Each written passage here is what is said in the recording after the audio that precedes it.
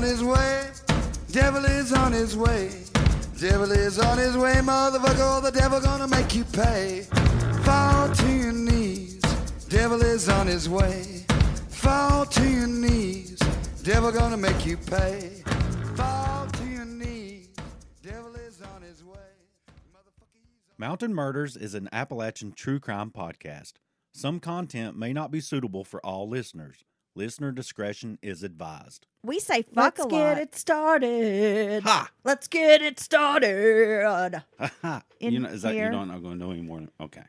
Hey, y'all. Hey, welcome to Mountain Murders. We're feeling a little funky today. Man, can the Black Eyed Peas be the soundtrack to today for me?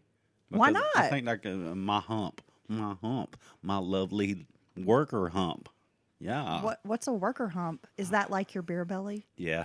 Okay. I like it. Yes, Dylan. Yes. Okay. Yes, queen. All right. So here we are with the final installment of Manson. I must confess, I am Manson the fuck out. That's why we didn't even have the end of this episode, my brain has melted and I'm just, I feel like I need a vacation. Well, that's why we didn't even get to a midweek, which we have been horrible about lately. We do apologize. We're going to get back on track. It's been summer, kids, life, kicking us in the nuts. Poor Dylan keeps getting stuck at work also. And then when he does have a couple of days off, he's side hustling. Yeah. You're just such a little worker bee, Dylan. Can I just take a moment to tell our listeners what a fucking hard worker you are? And I'm so proud of you. Oh, baby. And I think you do such a great job. You're just a little worker bee. But we're still broke. No, thank you for that. Still broke. Well, that's because we're like, oh, yeah, hey, here's a concert. Oh, let's buy tickets to 6 concerts at once. God, let's take a trip. Our finances represent what happens when two impulsive people with some form of ADHD get together and manage their finances without any supervision. Well, I also think it's a representation of what the two impulsive ADHD folks who grew up poor. Yeah. Right? Right. And then when you finally have, I'm not going to say you have money, but you have, but we do all right. But you have a little allowance. And then you just kind of go nuts. We're very irresponsible adults. But, I also feel like the world's going to end. So, fuck a 401k. What do I care? Yeah, I know. That's financial advice from Mountain Murders. Go drain your 401ks and buy something you really want. Okay. Yeah, a boat. Go somewhere. Have an experience. A boot collection. Look, I'm the little old lady who lives in her shoes. Okay? That's me. Oh, yeah. So, I don't even know where you're getting all this stuff on Manson, honestly. Some of the stuff you're pulling out. One of the reasons that my brain is fried, Dylan, because I have honestly read probably 4 books. Okay. Right? In a matter of 3 weeks. That's a lot of books, for one thing. My Kindle and my Scribd subscription are overloaded. I mean, it's definitely, I'm getting my money's worth with those subscription services. I'll tell you that. Before we get started, I want to say I started a new series on HBO Max. You did? Called Mind Over Murder. And it's about a terrible, terrible murder. And Beatrice, I keep wanting to call it Beatrice, but everyone in the show, locals, everybody calls it Beatrice, Nebraska. And it's about the incredibly terrible, torturous murder of a poor elderly woman. And I won't spoil it because I just got into it myself. But if you don't know about this case, I think all our listeners would find the case very interesting because it comes with some ups and downs. Let's say that. I have not had a lot of time lately to catch shows because I've honestly spent most of my free time either, I would say free time. It's not really free time, dealing with children and or cleaning up after you and also studying Manson. So I'm going to add it to my list. I know another show that has been recommended or another documentary is the new one that's out on Netflix, The Girl in the Photo. I don't know about that one, guys. Is that what it's called, or The Girl in the Picture? I'm not quite sure what Anywho, people out there know what I'm talking about, and I keep hearing rave reviews like, oh, you've got to see it, and it's on my list. So hopefully this week I'll try to check it out. That strikes me as one of those very hard to watch types of things, and I'm not sure of exactly what that one's about. The Girl in the picture, I believe it is. And I'm not sure if I can watch that because it seems to be some kind of long-term abuse or something. I'm not sure what's going on with that. But I did see that. And you went and saw a really good movie, Murder Mystery, right? Oh, yeah. So before we get into Manson, just trying to make light because my brain's fried. I did go check out a movie last night. Had a little solo day. I know some people are kind of weird about going to dinner or going to a movie by themselves, but I don't mind to do that at all. I could do it. Yeah. Like in the past, well, really before I met you, I would go to the movies alone a lot and I kind of enjoyed it. Well, especially if it's something you really want to see. Because you can just focus on the movie and you don't have like someone talking to you or making comment. Yeah, right? There's no other interactions. You're just solely focused on Yeah, so it. I did see Where the Crawdads Sing, which is based on a book by Delia Owens. And I have to say, like, it was a really great movie. I wasn't sure what to expect going into it because I was like, oh, it looks like it's got some, like, love story and this murder mystery and, like, how are they going to pull this off? Ended up being a pretty damn good movie. So I do recommend checking it out. You were raving about it, which is you're kind of a hard sell on movies sometimes. Yeah. But you were just, you were kind of blown away by the way they did pull all those different elements together and weave the story. So, yeah, sounds like a good one. I got to go catch that. A lot of different feelings watching the film. Ooh. Yeah. So it's one of those that pulls at your heartstrings, but has the love story, but then there's this murder and like, wow. I mean, it was just really well done. And singing crawdads. So, and singing crawdads. Plus, it takes place in Carolina, Dylan. And yes. Yeah, they mention Asheville quite a bit in the film. I was like, please stop because then people are going to want to come here and visit and we're full. We're full. Okay. Anywho, let's move along. Are you ready? Are you ready to talk about Charles Manson? I can tell that you are, and I am, and this will be the final part, and then we will move on. But Heather, I already have another case worked up, so we're going to drop it right after this, hopefully, the next day or so, to compensate for the fact that we missed our midweek. We're going to get back on track, folks. I have a little midweek I put together. I don't even think it sounds stupid, so I think you'll enjoy that. Something a little loosey-goosey thing. That's the way I do it. Yeah, I'm going to try to give you guys a bonus West Virginia episode since Charles has dominated the state of West Virginia this month. And fuck Charles Manson. So we're going to talk about some other murder cases. Are you ready to get into this the conclusion of this case, Dylan? I'm ready to dive in with 2 feet. Okay. Now, I'm going to go ahead and preface before we get started that I do not dive intensely into the trial. Otherwise, we would have like a 6-part episode. Another episode, yeah. And I don't want to do that. So we're going to get through this, and I will let you know I'm not going to touch a ton on the trial. I think people are familiar but with I the think, trial. yeah. So we're just kind of going to like lead up to the trial, and we'll touch on it a little bit, but All right, you ready? Let's go. Whew. Okay. Gosh, she's ready. With no prospects of a record deal, Charlie turns to selling drugs. He has to make money, Dylan, because Helter Skelter is going to happen, this race war. And he wants to move the family. He needs weapons. He needs supplies. He's a man who needs some cash.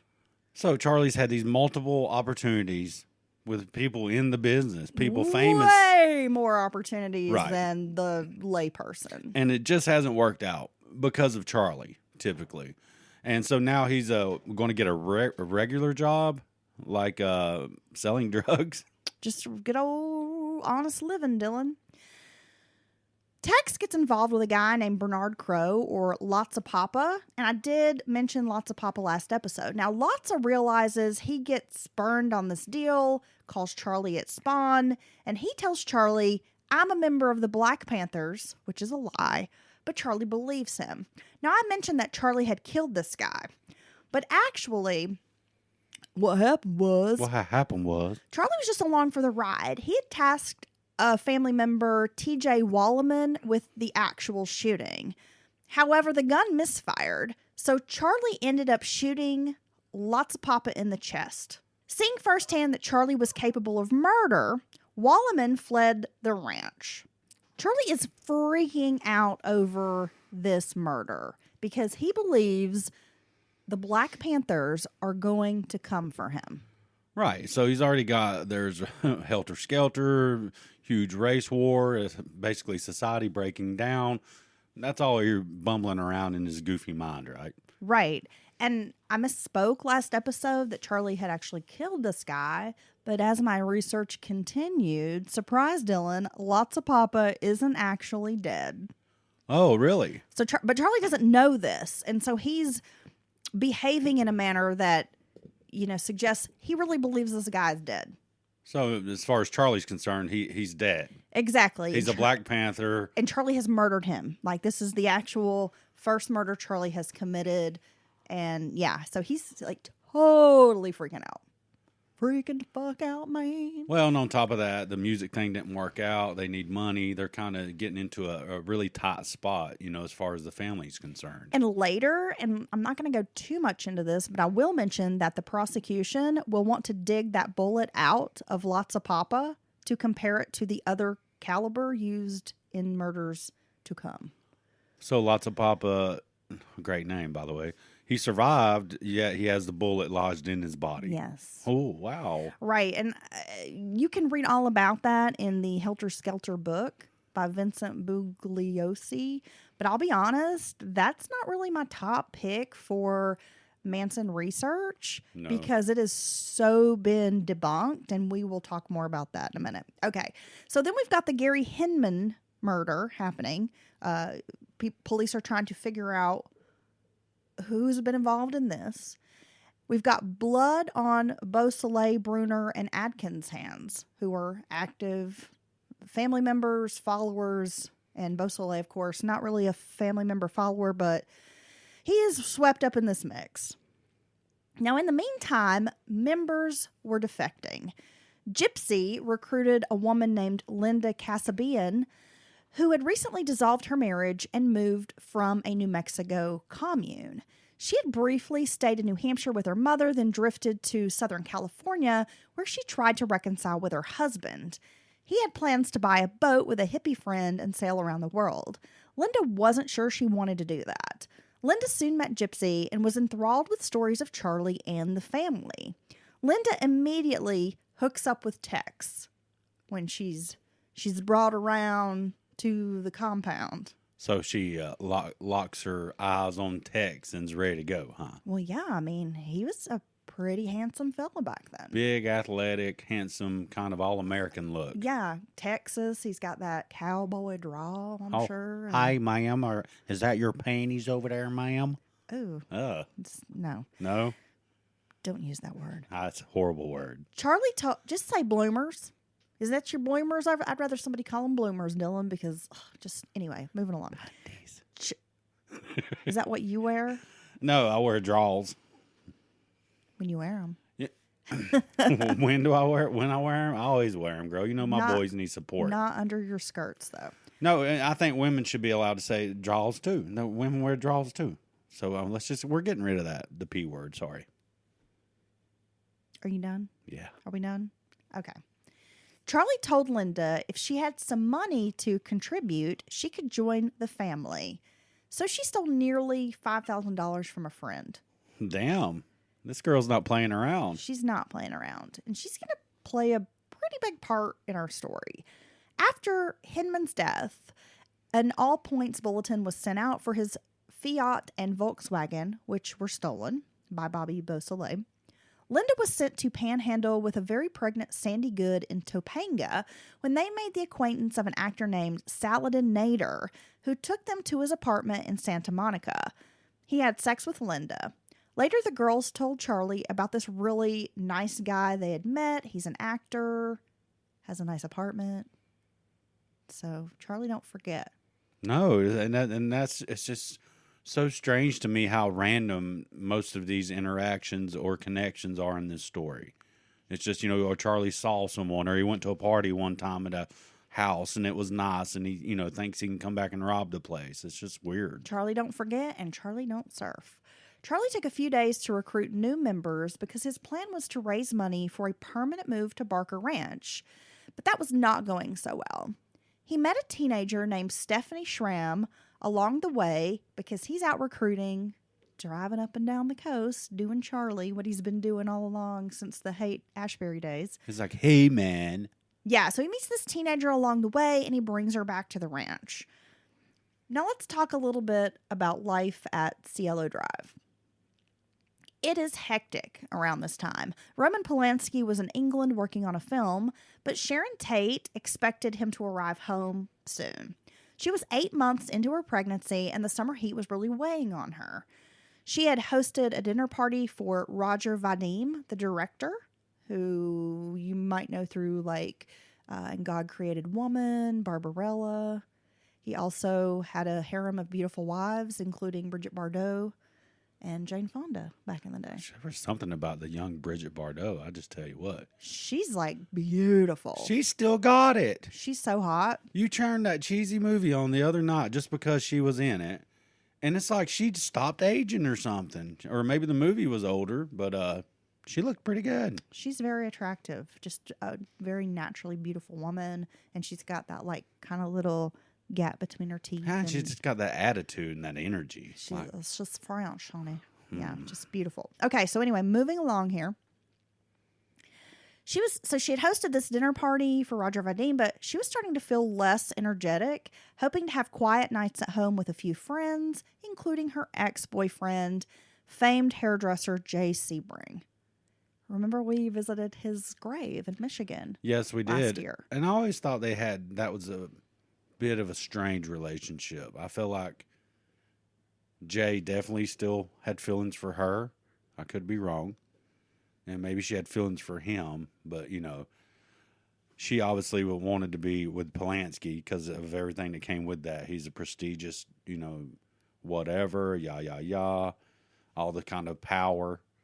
So do you think that was always kind of weird how he kind of hung around the edges of her and Polanski? She considered Jay Sebring family. Okay, so they were just friends. They were afterwards. were very close. She considered him family. They maintained their friendship. He obviously really loved Sharon, wanted her to be happy, made friends with Roman Polanski. The three of them would hang out. I mean, it's kind of a strange situation. Oh, it's just one of those. Not the norm. But, hey, if it works for them, yeah. I think it's awesome that people can maintain friendships like that. That is, and sometimes people are able to stay friends like that after, so okay. But let's be honest, Jay Sebring, way hotter than Roman Polanski, I'm just going to say. Well, and that's how it works. Okay. Rudy Altabelli, the homeowner at Cielo Drive, was away, and he had hired William Garretson to work as the caretaker. If you remember, Garretson was a teenager who was agreeing to kind of stay there and be the caretaker and house sit while the homeowner is gone. Wojtek Frykowski and Abigail Folger were still inhabiting the guest house at this time. They had been staying at Cielo Drive since April, and we're now into August. Bobby Beausoleil had fled Spawn Ranch for San Francisco, leaving behind his pregnant girlfriend, Kitty Lutzinger. Driving in the stolen Fiat, he didn't get too far away. He broke down in San Luis Obispo. Obispo. That place. Obispo. All I know is the Madonna Inn is there, where it's like the Pink Hotel. Oh, okay. That's like the only thing I really know about that town. Okay. 2 highway patrolmen ran a check on the car and were notified it was connected to a murder. The Gary Hinman investigation in Los Angeles. Beausoleil was arrested immediately, and the bloody knife he'd used to kill Gary Hinman was found stashed in a tire well. God, this guy. Of the Fiat. He's kind of dumb. Beausoleil first lied to cops, saying he had bought the car from a black guy, but the fingerprint cops had found matched him, and he was pretty much fucked. Oh, the found at the scene of the murder. Yeah. Oh, okay. So he's done for. I mean, how you going to explain that away, right? Beausoleil was taken to L.A. County Jail, booked for murder. On August 7th, Charlie was driving Stephanie Schramm, his new recruit, down to San Diego to pick up her belongings when he was pulled over for a mechanical failure and ticketed. He didn't have a driver's license. While he's gone, Bobby calls from the jail. He calls Spawn Ranch, and Linda Kasabian takes the call. On Friday, August 8th of 1969, life on Cielo Drive went like this. The housekeeper came over at 8 a.m. to clean up, and a handyman named Frank Guerrero arrived just after 8:30 to paint what would be the nursery room. He took screens off the windows, to keep the paint off the window screens. Around 11 a.m., Roman called Sharon from London. She was concerned he wouldn't be back by the 18th to celebrate his birthday. And also, her due date at this point was up in the air. This baby could come at any time. Yeah, she was in Europe with him and kind of strangely came home, traveling while she's very pregnant. So I always found that kind of odd. Yeah, I think she just wanted to get home. She needed to get somewhere and get still. Okay, yeah, get home, get comfortable. The baby's going to come. Yes. Let him finish doing whatever he's doing in Europe. Okay. Right. Sharon Tate had been reduced. We all know she's long been reduced to a footnote in this gruesome tale. So I wanted to give you guys a little background about Sharon Tate. She was born in Dallas, Texas, January 24th of 1943. Her father was an Army officer, and she was the oldest of 3 daughters.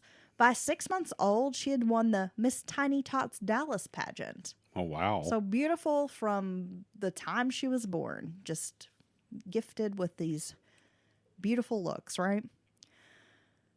She spent most of her childhood moving around to at least 6 different cities by the time she was 16, often finding it hard to make friends. As a child and teenager, Sharon was shy and lacked confidence, often causing people to think she was aloof or snobby because she was so quiet and shy and had a hard time connecting with people. Plus, she's strikingly beautiful. So everybody's hating on her well, who does she think she is? Yeah, and she's over there just struggling with her own Exactly. anxiety and stuff. She began entering beauty pageants while living in Washington State with hopes to compete for Miss Washington, trying to go to Miss America pageant. But her father got orders to Italy instead. The family moves to Italy, and while there, she became somewhat of a local celebrity when Stars and Stripes, the Army newspaper, published her bikini photo on the front page of the paper. Wow. And I'm sure that photo was stared at quite a lot by the service members. Probably. Hemingway's Adventures of a Young Man, starring Paul Newman and Susan Strasberg, was being filmed nearby in Italy where they were living. And there were parts for extras. Richard Baymer noticed Sharon Tate, the actor Richard Baymer noticed Sharon Tate, and the two began dating while he was there during the production of this film. He told her to pursue a film career. He was like, "You're stunning. You have what it takes. You should move to Hollywood, become a star." In 1960, she was employed by Pat Boone on a TV show that was being filmed in Venice, Italy. She was hired as an extra on Barabbas, name of a film. Impressed by her, the star Jack Palance arranged a screen test for Sharon, but it didn't go anywhere. She tried to move to the States, but her mother suffered a breakdown worrying about her young daughter. So Sharon returned to Italy until 1962 when the family relocated back to the United States. After she came back to the U.S., she contacted Baymer's agent who agreed to represent her. In 1963, she was assigned to a 7-year contract with Filmways Incorporated. She landed small roles on Mr. Ed and the Beverly Hillbillies. I love Mr. Ed and the Beverly Hillbillies. I'm just going to say. Yeah, they were great. I believe her character on the Beverly Hillbillies was she worked at the bank, and then Jethro was in love with her. Or would always be like, "Hey, Oh, golly. Yeah. She sure is pretty, Pa. Yeah. Okay. Something like that. She had a relationship with French actor Philippe Fourquet, and then in 1964, she met Jay Sebring. She made the film Cincinnati Kid with Steve McQueen that year. She also appeared in Eye of the Devil. When she met Roman Polanski, he was planning to make The Fearless Vampire Killers, and instead wanted a redhead named Jill St. John to star in the film. Polanski met Tate, and with some pressure decided to cast her, but she was not his first choice. And neither was really impressed with the other when they first met. It was not like sparks flew and they instantly fell head over heels for each other. They both were just kind of like, meh. So her roles were kind of getting bigger, more substantial, right? Yeah. And it seems to me like at first, it was like her looks. So you see her like, wow, but she didn't have that panache or the acting chops to back it up. Polanski thought she wasn't a very good actress, needing nearly 70 takes to get a scene right. But once she did get a scene right, her confidence boosted almost immediately. And noticeably, Polanski is like, wow, he sort of becomes smitten with her, because once she's got that confidence, it's like she just sort of bowls him over. And eventually they started up a relationship. And though Sebring had been upset by his breakup with Sharon, he insisted he fly to London to meet Roman, because he was very protective of her and he really loved and cared about her, which I think speaks to Jay's character. I mean, he was like, if I can't have you, I want you to be happy, but I'm going to make sure this is a guy who's going to treat you right because you deserve it. Okay. I think that's pretty awesome. Yeah, that's pretty awesome. Right? And I think that shows the strength of their relationship, and then how they kind of maybe did turn into, really good friends. Well, the pair became friends. Sebring and Polanski hit it off, really liked each other, and so it became like this trio, like they're the Three Musketeers or something, kind of always hanging out, and they considered Sebring family. The Three Musketeers. There you go.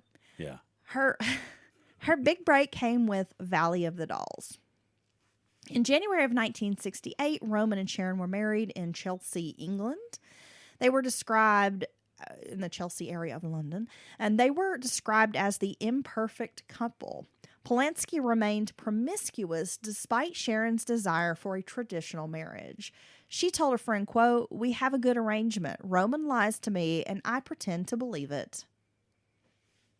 Polanski was friends with Frykowski and his girlfriend Abigail Folger. While living in Los Angeles, they briefly rented Patty Duke's home, like a beach house, I believe.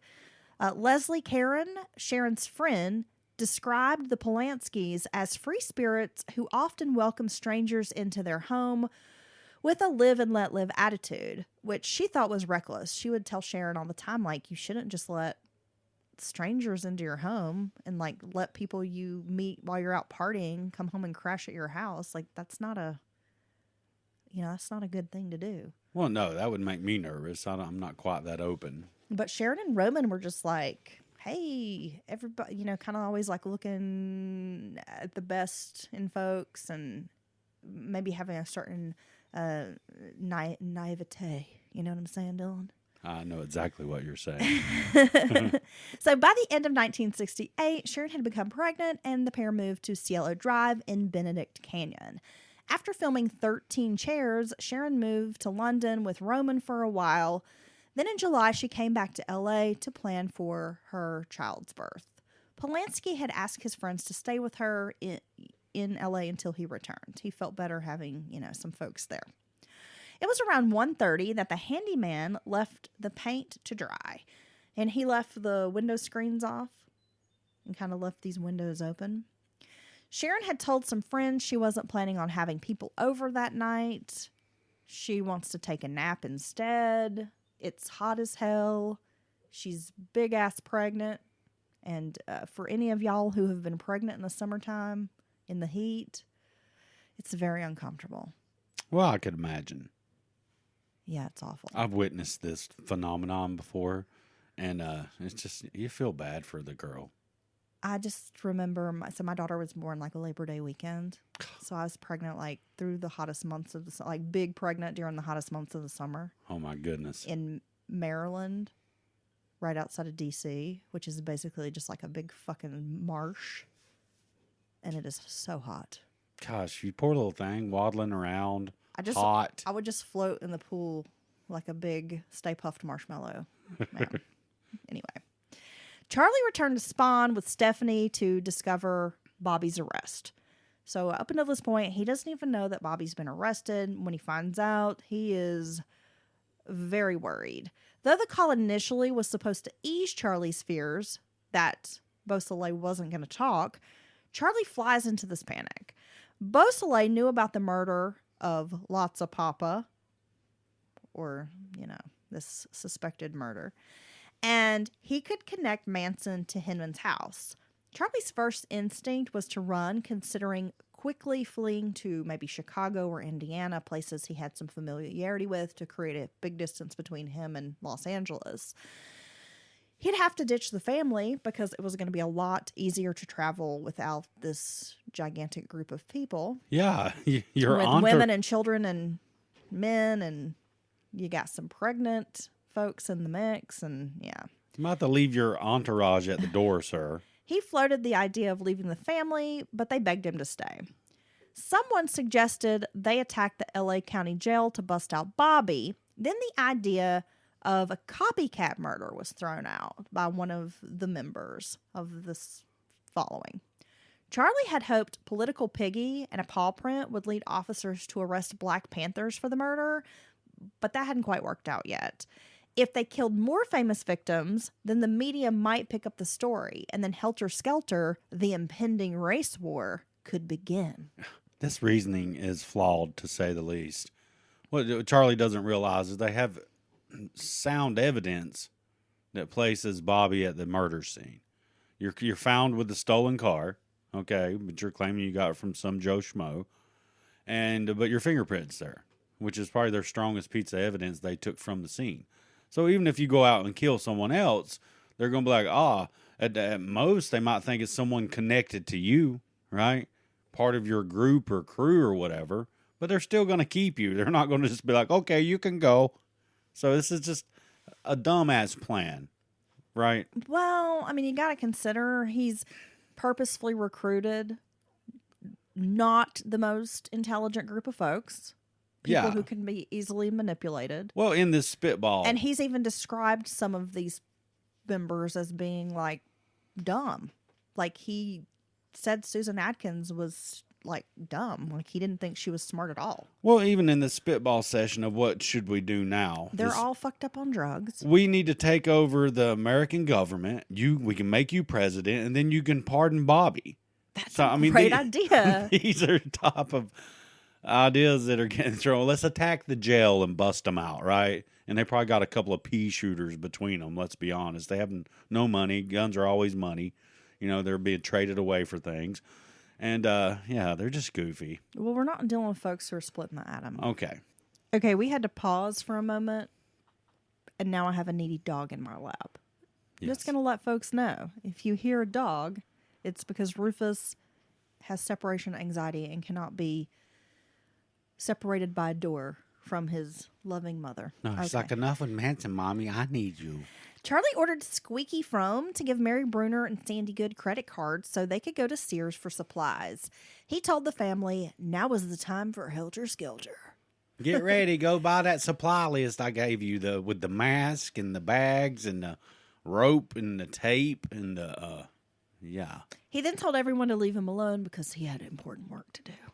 Around 11 p.m., Sandy called Squeaky at the ranch to say they'd been picked up for using the stolen credit cards. By 11:30 p.m., Charlie was discussing his plans with Tex. Tex had taken acid during the day as well as sniffed methadone with Susan Atkins. Tex was pretty gung-ho about leading the copycat killers. If police believed it was the same killer, Bobby would be allowed to leave. But the victims needed to grab attention to make this happen. Celebrities, prominent people. Charlie guided Tex to think of where rich people might live. Like, for example, that house Terry Melcher had rented. Again, Charlie needed Tex to believe it was his idea. If some of the women went with Tex, killed some victims, then marked the place up like Hinman's house, this plan could work. Oh, man. Okay, now he's kind of winning me over with his plan. Like, this could work. If I had a buzzer, I would be like, Charlie gave Tex a .22 bunt line, but warned that using knives would be better and shooting was a last resort. Tex would need bolt cutters for the phone lines. There was a gate with an alarm. Maybe they could climb the fence to avoid detection. Charlie manipulated Tex so well that later when Tex said it was Charlie's idea all along, Charlie swore it was not his idea. And I guess both of them were telling versions of two truths, if you really think about it. Ruth Ann Morehouse would later say she thought Charlie sent out the Expendables, but he chose the assailants because they had something to offer the situation. Susan Atkins had been with Beausoleil, knowing what had been written on the walls there. Pat Krenwinkel was considered cold and unfeeling, mostly because she was very shy. Linda Casabian, who had recently joined the family, had a legal driver's license. Yes. They were pulled over. Very important. Pat was loyal to a fault. Susan wasn't capable of anything, basically, or was capable of anything, and was just like such a loyal follower that Charlie could say, like, you know, take a dump on the table in front of everybody, and she'd be like, "Did I do a good job, Charlie?" Because she's so desperate for approval and attention. And So he basically seems like he picked his most, for the most part, his most loyal acolytes, right? yeah, and Linda would pretty much do anything to impress the rest of the family since she was like a newbie. The women were told to dress in dark clothing, bring a change of clothes, and each take a knife, and to do whatever Tex said. Before leaving Spawn, Susan and Tex made their way to a secret drug stash to snort some meth, which made them more aggressive, because that's what they both needed for the situation. I mean, did they really need that? Probably not. Tex took a Ranch Hands 59 Ford, a yellow car. Tex was driving, Linda rode shotgun, and the others were in the back seat. Which I thought this was weird that Tex is driving, because the whole point of bringing Linda was that she had a damn driver's license. I mean, they're just so stupid. So the others are in the back seat. As the car pulls away, Charlie yells at Susan, "Do something witchy." Do something witchy, man. Oh my God. I'm like, what? Like, take a broom? What do you want me to do? Play some Stevie Nicks? I know, right? What the hell? I mean, the three women didn't know they were on their way to murder someone. They had been told to take their knives, but nothing more than that. We're going to be peeling apples later. The women thought maybe they were off to do some creepy crawly stuff or steal a dune buggy. Oh, so they think they're just probably out just some petty crime that they've been doing. Yeah. Messing with people, looking for valuable things to sell, just thievery in general. Yeah. Or just go fuck with people when they would go in someone's house and just leave a little something to let somebody know they were there. Just creepy and weird. Okay, anyway. That's scary. That is terrifying to know that someone's just like moving around your house with just the intention of fucking with you. You know what I mean? That, for some reason, that really scares me. Tex took some wrong turns, ending up in Beverly Hills, and had to take Sunset out to Benedict Canyon. So Tex doesn't even really know where he's going. Like, he's driving, he's getting lost. I mean, these guys are knuckleheads. An 18-year-old named Steve Parent had gone to Cielo Drive to see if William Garretson might be interested in buying a clock radio. Parent thought Garretson had some money. The pair had met while they were hitchhiking, and Parent was like this radio kind of very mechanically inclined, really great with radios, stereos, and thought this guy might be interested in buying one of his, you know, his little clock radio, which I guess at the time was sweet. Yeah, man. Right? It's a clock and it's a radio. Dude, mind blown. You can wake up to turn the on radio. your favorite AM station, party down. I used to have a really dope clock radio. I bet you did. It was like an old with the red atomic numbers or whatever, and like the wood veneer finish and black. You know what? You've seen this clock radio. What before. happened to it? I don't know. That should be your most valuable possession, Dylan. Yeah, I wish I had it now. And it said, when the alarm went off, or you could choose music, man. That's basically what I hear every time you talk. Oh. Like Charlie Brown's teacher. Around 11:45, Garretson was surprised to find Parent at his door. Because he almost didn't even like really remember the guy. But then Steve Parent's like, remember I picked you up hitchhiking, man, and you told me to come by any time. And so Garrettson's like, oh yeah, okay, cool. Because I guess people in the 60s just did this. I guess. So after stating he wasn't really interested in buying the radio, the pair had a beer. Parent unplugged his alarm clock, the clock radio, around 12:15. So that's what time was on the face of the radio. On Cielo Drive, Tex stopped in front of the closed gate. He climbed a phone pole, clipping the lines while the women waited. Then he backed the car down the hill and led the women back up to this gate on foot. He had the .22 in his pants and took a coil of 3-ply white rope over his shoulder. As Parent and Garretson said their goodnights, the landlord's dog began to bark, alerting someone was on the property. Not thinking too much of it, Garretson went back inside the cottage because, again, Sharon and Roman, they kind of had people in and out all the time. So it would not be unusual for someone to be walking around outside at night. Right. Not unusual for the dog to bark. Right. For a minute. Parent drove down to the gate and it was closed, so he had to get out of his car and push the button to open it. That's when Tex came from the shadows with a knife and a gun, making himself known to Parent, who by now was back in the car, which was, by the way, a white Rambler. As Parent begged for his life, Tex slashed Steve Parent's arm with the knife and then shot the teenager 4 times, forgetting Charlie said the gun was a last resort. It's the first resort for Tex. So here's this poor kid, straight up, which all these victims are wrong place, wrong time, really. Nobody's done anything. And this kid who just happened to pop by this house, and now he's been attacked and murdered. That's just very sad. It's unfortunate. About 100 yards away, down on Cielo, Mrs. Seymour Cott, a neighbor, was awakened by what she thought was 3 to 4 gunshots. When she didn't hear anything more, Mrs. Cott returned to sleep. A private security patrol guard thought he heard gunshots too. He actually called in a report to the West Los Angeles Police Unit. The officer on the other end said, quote, "I hope we don't have a murder," but didn't send anyone out to investigate. Oh my God. Could you imagine if the cops come busting up on their ass while they was trying to commit this horrible crime? That'd been great. Yeah. Been very Tarantino. I was going to say. It's almost like that Once Upon a Time in Hollywood.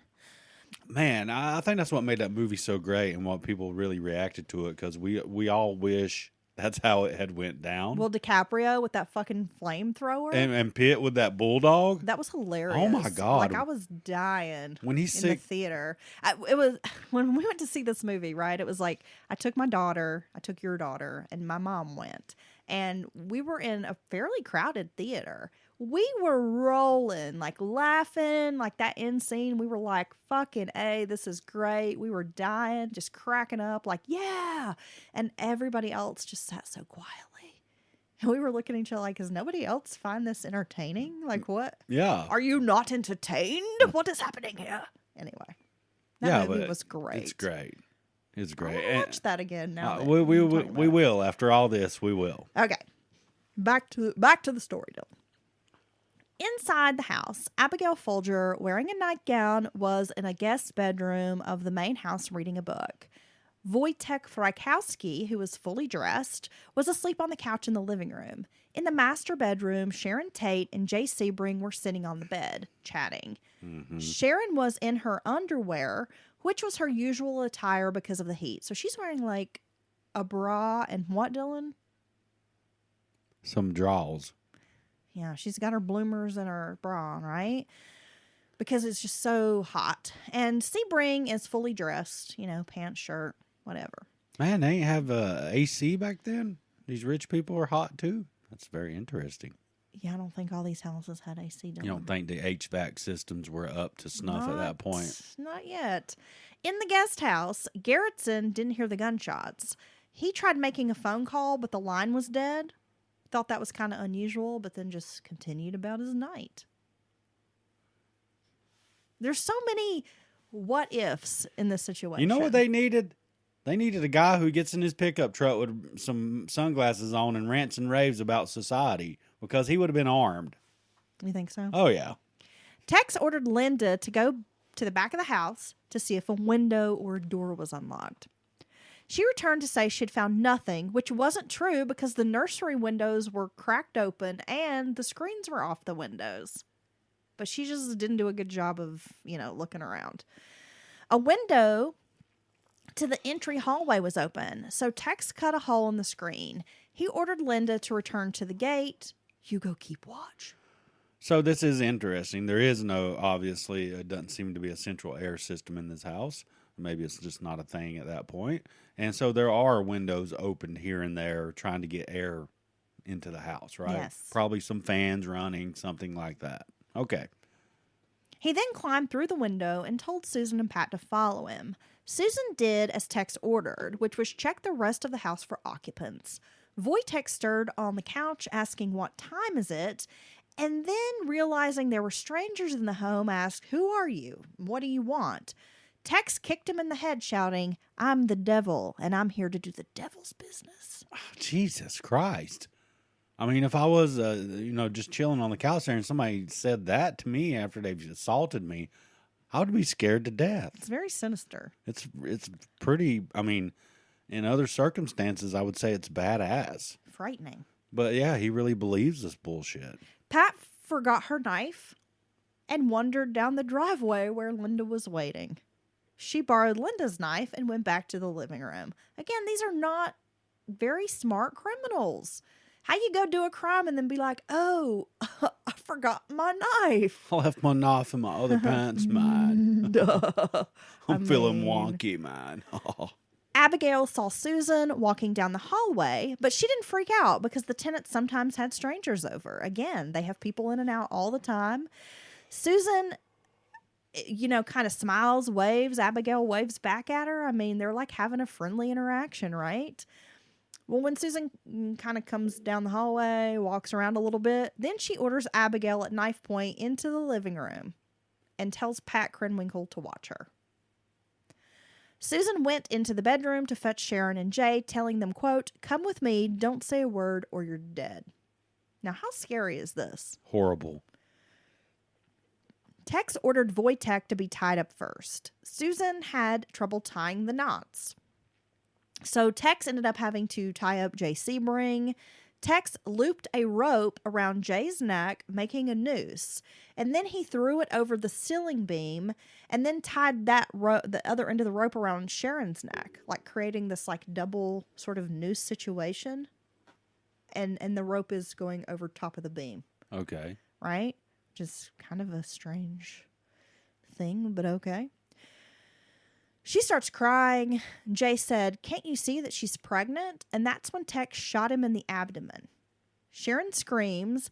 Tex said he wanted all the money they had. Abigail Folger was like, "I have $70 in my purse in the bedroom." Sharon told him, "We don't keep money in the house, but if you have some time, I can get you some."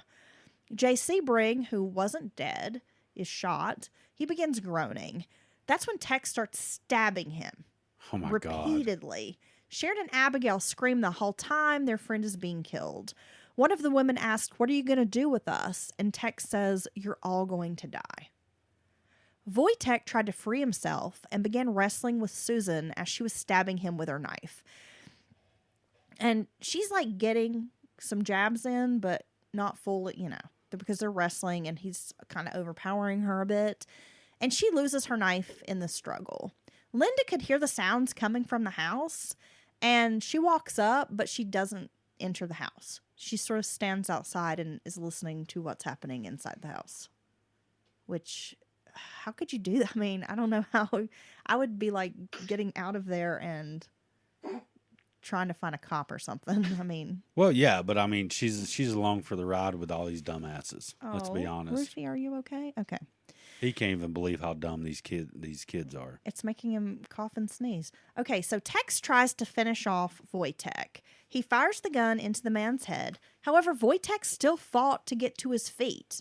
I mean, he is like giving him his all. Yeah. He is fighting for his life. That's very noble, and the Tex has a rather small caliber weapon, so that makes sense. He made his way out onto the lawn until Tex jumped on him and ended his life with quick stabs all over. Linda told Susan that people were coming and they needed to make it stop. But Susan said there was nothing she could do. Like, it's out of my hands. Linda ran down to the gate and out into the road near where they had parked the Ford. Abigail broke away too and began running. She got outside. Abigail Folger? Yes. Really? Pat tackled her on the ground outside and stabbed Folger several times. Tex said he would finish her off and sent Pat to the guest house. Pat said she didn't think anybody was there, and Tex believed her, so William Garretson survived. He was just asleep? Yeah, just in the guest house. Oh, my God. Tex, He's like Cato. Tex said Abigail muttered, "I give up, you've got me," before he delivers the final blow. Jesus. Only Sharon Tate remained.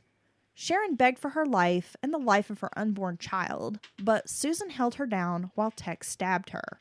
Sharon cried for her mother as she died. So sad. It's so sad. Remembering Charlie wanted something witchy, written in blood, Susan dipped a towel in blood, scrawling pig on the outside of the front door. All were dripping with blood as they walked to the street. Tex pressed the gate button, leaving behind a bloody index fingerprint. Ugh. No conversation took place in the car as they headed away from the Cielo Drive house. Susan told Tex she had lost her knife at the house, which he found infuriating. And who wouldn't find that infuriating, Dylan? Because if you're going to go commit a crime, do it right. Yeah, right. This crew couldn't, I don't think they get it. They probably had trouble panhandling. You know what I mean? They're like, forgot to ask people for money, man. Pat had hurt her hand while stabbing Abigail Folger. My hand hurts. Little bitch. Probably got cut, I'm going to guess. You know, it's hard stabbing people. I mean, it's not easy. You know, it's depending on the type of knife. The blood gets in there. Things get slippery. You hit bone. It's a very, very disturbing thing to do. And all three were mad at Linda for abandoning the scene. They took off the bloody clothing and tossed it out the car window down an embankment. A little further down the road, they tossed out the knives and gun.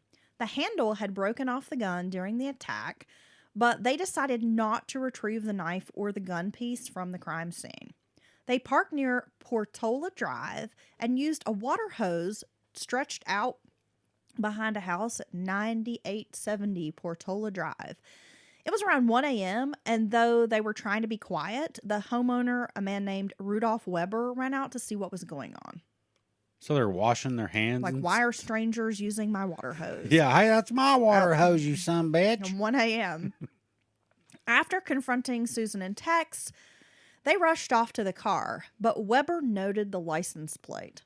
Oh, gosh. Okay. Because you don't use a man's water hose. That's an unsanctioned flow, you son of a bitch. Without asking You don't pay this bill. You don't use his lawnmower. You don't use his weed whacker, and you don't use his water hose. Right? No, you just you can't willy nilly turn on a man's water. Rules of polite society. Yeah. Okay. So they're like washing their bloody hands and stuff, and Yes. wow, I did not know this tidbit. Well, there's a lot about what will come that I was not aware of. That's why I felt like I should share some of these details with you. Yeah, I know. I was like, well, so you're getting on, and she's like, no, we got a ways to go, folks. When they returned to Spawn, Charlie was waiting with Nancy Pittman. He complained they were home too soon. That didn't take you very long, man. It wasn't far out, man.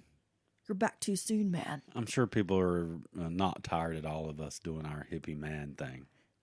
Well, why would they be? Tex said things got hairy, man. I love the term hairy. Things got hairy. I'm gonna bring that back. Well, that's actually a good description of a situation going sideways. All of it, before it wasn't hairy and now it's hairy. I mean, which would be disturbing to say the least. Susan bragged about what she had done for Charlie, and he snapped at her, "You did it for yourself." Yeah. He wasn't pleased to take only $70 from this crime. So his intentions are always, no matter what crime they're doing, is to get as much money and valuables as you can. Charlie got into the car and drove back to Cielo Drive. See, I did not know this. Inside, Charlie tried to wipe down the house of any fingerprints. He moved things around, hauled 2 steamer trunks belonging to Polanski that had been delivered earlier that day into the hallway and tossed a towel over Jay's head. He placed a pair of glasses out in plain sight. Yeah, they think you can't see, man. He draped a large American flag that was hanging on the wall over near Sharon's body on the sofa. He didn't take anything of value, but after setting up the crime scene, Charlie drove back to Spawn and went to sleep. I had no idea that he went to Cielo Drive. I'd never heard this information before. That he had gone back and tried to stage the scene so that it would be witchy. Yeah, well, you know, I mean, the steamer trunks. I mean, that's like, what was the point of any of it? Because I'm just like, that's going to scare people. Like, there's 2 travel trunks in here in you've got plain a house sight. covered in blood. Yeah, and you've got 5 murder victims. Why do you need to go move some shit around? Like, what is? I don't understand this. So I assume the stuff was already scrawled on the wall before Yes. Charlie came back. But they did that, and when the first time they were they there. wrote pig on the door in blood. Okay. So a few hours later, a paper boy, Mr. Cott, the neighbor, and Mrs. Chapman, the housekeeper, will all witness this phone line being cut. Just out and about, they see the lines cut. So they're not really sure what's happened. Like, oh, well, you know, somehow it cut itself. I don't know. Well, you see a line dangling, you're not sure exactly what happened. You know, Because there hadn't been a storm or anything like that. Most people aren't going to think, oh my God, somebody cut the phone line. They probably killed everybody, right? Miss Chapman walked by the white Rambler, which had Stephen Parent's body inside, as she's walking up the driveway. And she enters into the resident through a servant's door. So she doesn't go through the front door. She kind of goes through like a side door. Now, immediately she finds blood and sees a body on the lawn. Running down the driveway screaming, neighbors hear murder, death, bodies, blood. Oh, that's Abigail Folger on the lawn? Or Wojtek. Or Wojtek. Yeah, I'm not sure who she saw first. She just sees a body and like carnage in the house and is running and screaming. But as she was walking up, she sees this Rambler but doesn't even pay attention and doesn't even realize there's a body inside. Well, no, she's just going about her normal day, normal routine. And they were so accustomed to having guests Cars over. and- yeah. yeah. She didn't really think anything about it because, you know, this is, let's be honest, kind of a party house. So she's just like, whatever. Officers Jerry Joe DeRosa, William Wisenhunt, and Robert Burbridge entered the property with guns drawn. Massive puddles of blood and gore were everywhere, with 2 bodies on the lawn, 1 victim in a car, and 2 butchered bodies in the house with a noose attaching them together over a beam. Oh, my God. These officers will say this is the worst crime scene they've ever seen, by far. Garrettson was rounded up from the guest cottage, seemed incoherent like maybe he was high, and misidentified a few of the bodies. The officers didn't believe that he had heard nothing. He was taken into custody as a suspect. The 5 bodies were called in. Reports of a mass murder roused curiosity of the media, who of course listened to the police radios, and within minutes arrive at the scene. More LAPD officers and detectives arrive at the house. They found various pieces of possible evidence. Bloody footprints were everywhere. A forensic chemist took 45 different blood samples from around the home. Polanski's agent, William Tennant, arrived at noon to ID the bodies. He ID'd everyone but Steve Parent. During the ordeal, no one thought to check the plates on the Rambler, and Stephen Parent's family was left wondering why their son had not shown up all day. Oh, my Because it was God. very unlike him to stay out all night, not call, and then just not show up. So this guy's poor family is just left in the dark. Susan's lost knife was found under a sofa cushion. There was about 7 grams of marijuana found in the living room cabinet and 30 grams of hashish in the guest bedroom nightstand. And 10 capsules of MDA was also found. By the way, what is hashish? It's just hash. It's derived from marijuana as well. Well, that's what I thought. It's like the old school concentrate, if you so will. like an oil or something, right? Yeah. Like that's I've always thought it was marijuana oil, but it was not 100% sure. No, it's a concentrate for sure. And it's more like a goo, kind of like sticky, you know, whatever. Yeah. Ew. Sticky whatever. Yeah. That's that is, hey, it's that shit. You know what I mean? No, I don't because I'm very innocent. Yeah, I used to know someone who got Moroccan hash, true Moroccan hash, and it would always have the footprint of like a baby in the family in the block of hash. That was their signature. And let me tell you, it was really good. Okay, Yes. now that you've incriminated yourself, let's move along here. One of the I'm incriminating the baby. I mean, what's this baby doing with his foot in my hash, bro? very fucking weird. Okay, I'm sorry. One of the detectives thought if the caretaker was not involved, it could have been a drug deal gone wrong. Sharon Tate's star overshadowed the other deaths, even of heiress Abigail Folger, and they became known as the Tate murders. Immediately picked up in the media as the Tate murders. Garrison remained their top suspect. A reporter actually ran his license plate on the Rambler and learned his identity even before police. It took LAPD hours to verify this tag. That doesn't add up. I mean, that's just an oversight. Well, we got to understand these cops are people, and they've walked into this horrific scene of death and gore, like you described it, and carnage. And, maybe they're not thinking straight. I mean, they're just trying to do their best, maybe. Now, I know LAPD has a kind of a sordid history in various huge things in our country and cases. But, yeah, I mean, I'll give them benefit of a doubt that they're missing something because this is a lot going on in this There's scene. a lot going on. There, you got this party house. They found drugs, which even just marijuana and hash back then is like, oh, God, it's like it might as well be a damn kilo of cocaine. And they're trying to figure out what the hell's happened. So, it's just an oversight. I'm glad the overzealous reporter finally ID'd him so his family could be contacted. Exactly. At the ranch, Susan and Tex beamed at the news broadcast, letting everyone know they had been tasked with carrying out this horrific mass murder. Charlie quickly realized there was no mention of Black Panthers on the news reports. Beausoleil was no closer to being released, and there was no beginning of Helter Skelter. Charlie thought maybe it needed to start with this actress's murder. So he's like, okay, well, maybe it hasn't happened yet, but this is what's going to catapult it. So he really believes this shit is going to pop off. Yeah.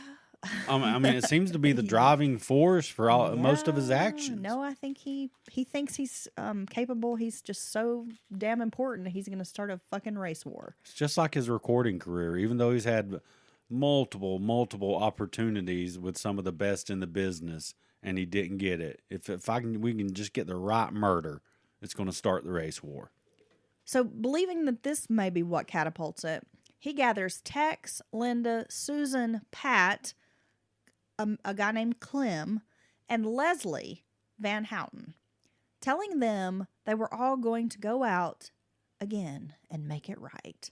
Pat would later admit on the first night she had not known people were going to die, but on the second night, they all did. Well, yeah. I mean, it's obvious now. You got, 5 bodies, you said? Yes. In the first scene? The LaBiancas were upper middle class. Leno ran a chain of grocery stores, and Rosemary was co-owner of a boutique. They had spent the weekend at Lake Isabella, north of Los Angeles, with her son Frank and her daughter Suzanne from a previous marriage. Their home was located in a nice neighborhood in Los Feliz on Waverly Drive. And now this is like it's a nice, like, upper middle class neighborhood, but compared to like Cielo Drive, Bel Air, Beverly Hills, this is not like, where like really super rich people live. It's not where you'd find a bunch of celebrities and famous people. Exactly. Okay, so it's just like kind of upper middle class neighborhood. Yeah, I mean, it's a nice neighborhood, but it's not like a fucking mansion, in Beverly Hills. Now, these are, I guess, even to this day, these is fairly of high value real estate. Where the Tate-Polanski house was up in the hills, right? Up on Benedict Canyon. Yeah, I mean, I can see this type of area and the way the houses are. Most of them are built in the 50s and stuff like that when Hollywood really grew, right? Yeah, like the 30s, 40s, 50s. Okay. Yeah, like around in there. Okay, so it was around 2 a.m. that the LaBiancas got back to LA, they stopped by a newsstand on Sunday morning to grab a copy of the LA Times. Leno wanted to grab a copy of the newspaper, and he went to this newsstand that he frequented quite a bit. So the guy who ran the newsstand knew him and like kind of registered. It was early morning hours. I think they chatted briefly about like, we're coming back into town. And by the way, I should mention that Leno and his wife are towing a boat behind his Thunderbird. Nice. Yeah. They had dropped off Suzanne, who was 21 at the time, at her apartment around 1 a.m. Tex, Pat, and Susan knew the neighborhood where Charlie was taking them because they had partied at a man named Harold True's house here before. But he'd moved away months ago. So that is kind of how they knew this Los Feliz neighborhood. And as I mentioned, I mean, this is like upper middle class, working class neighborhood, not, not ultra wealthy folks. But you have to consider Charlie grew up so poor that these are rich people. Yeah. So like Dylan, when you say like that's a rich people house. So you're saying I would make this similar mistake if I was trying to do this because they had skylights and a washer and dryer in the house. Right. I'd be like, you see that, man?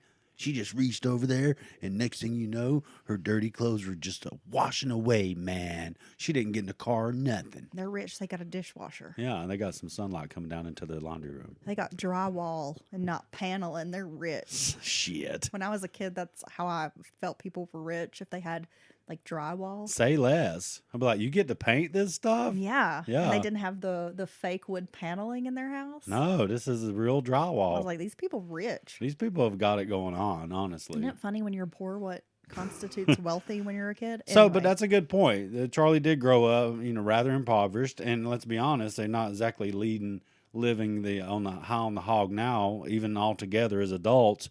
So it doesn't take a lot to impress him. So in his mind, he's in this working class, upper class, middle neighborhood, upper middle class, whatever. In his mind, these are rich people, so this will work for my plan, right? Yes. Okay. Okay. Wow, I really mussed that up. That's okay. Rosemary had gotten ready for bed as soon as they arrived at home. Leno was in his pajamas, but decided to stay up reading the newspaper. Linda was once again driving, and Charlie ordered her to park near the house where Harold True had lived.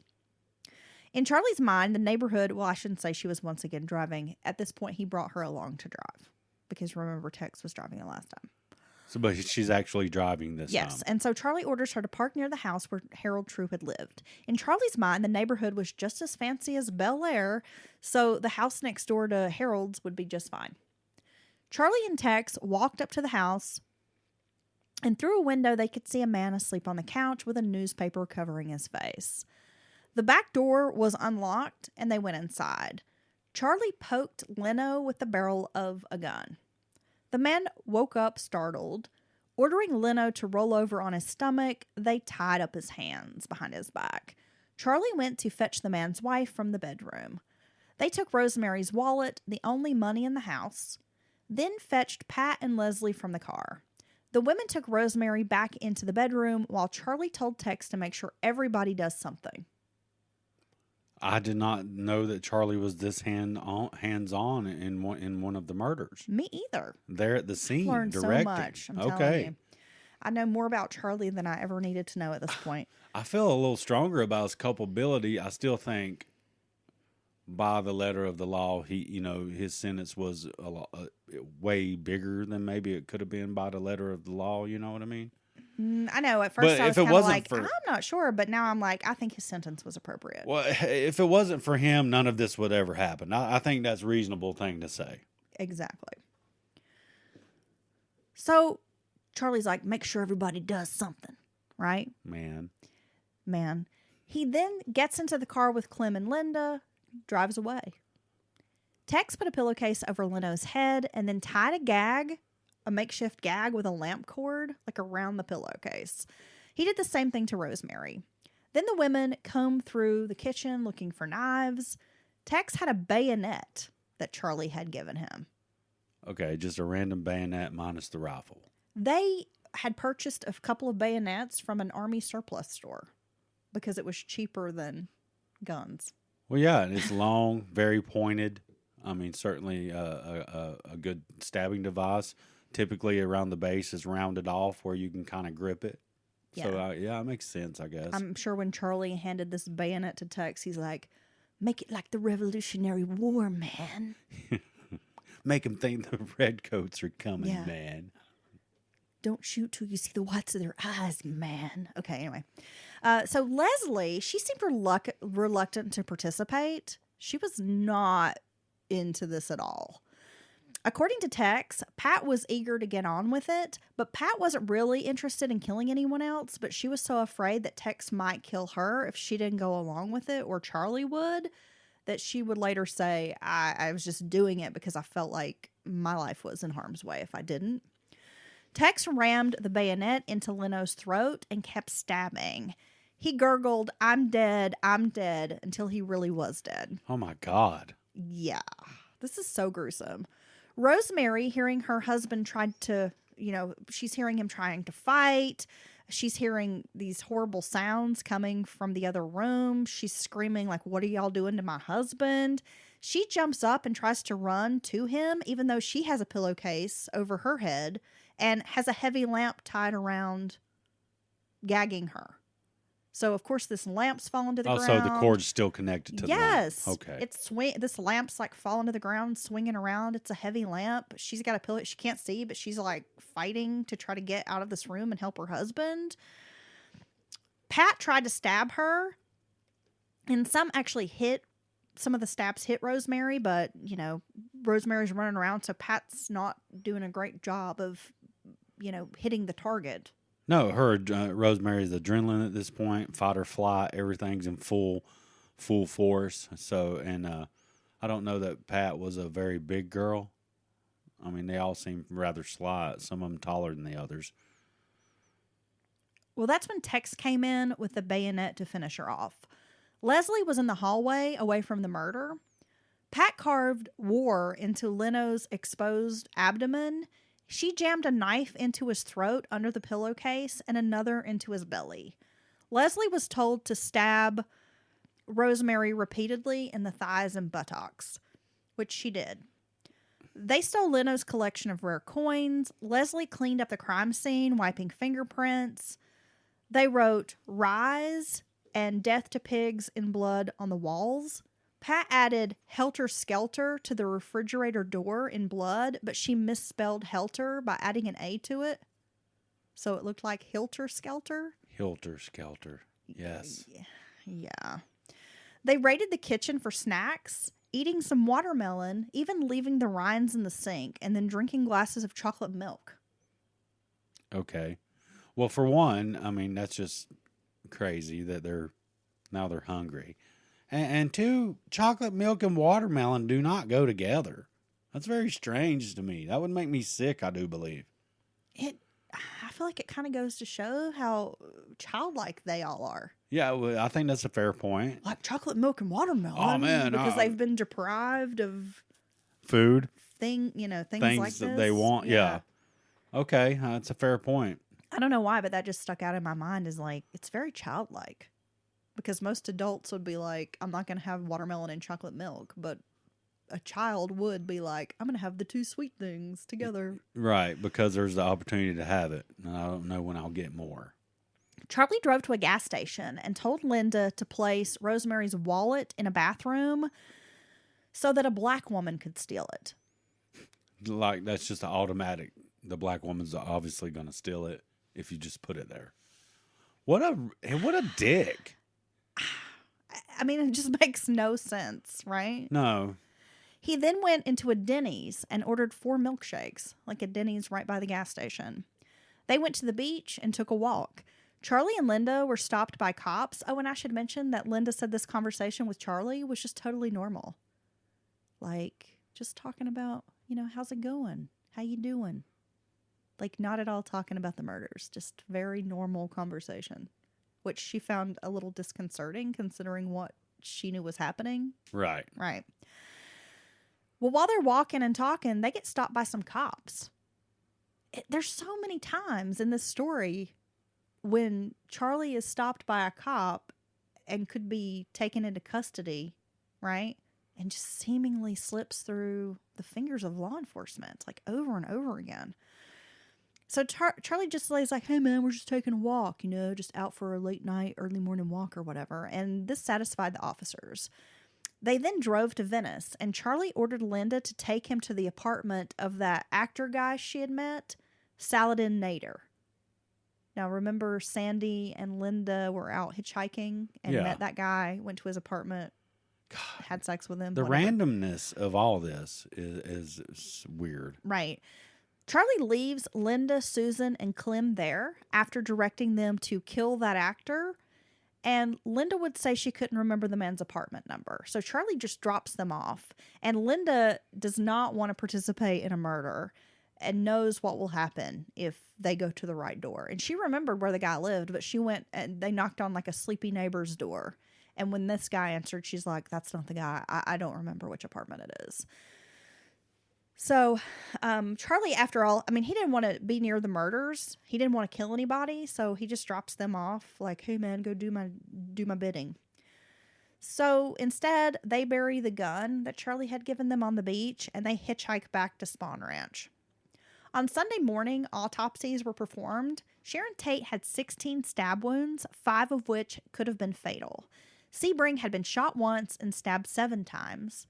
Abigail Folger had 28 stab wounds, and Wojtek Frykowski was shot twice and had a total of 51 stab wounds, and had been struck on the head by a blunt object about 13 times. I'm going to assume that might have been the pistol. It might have been why the handle came off.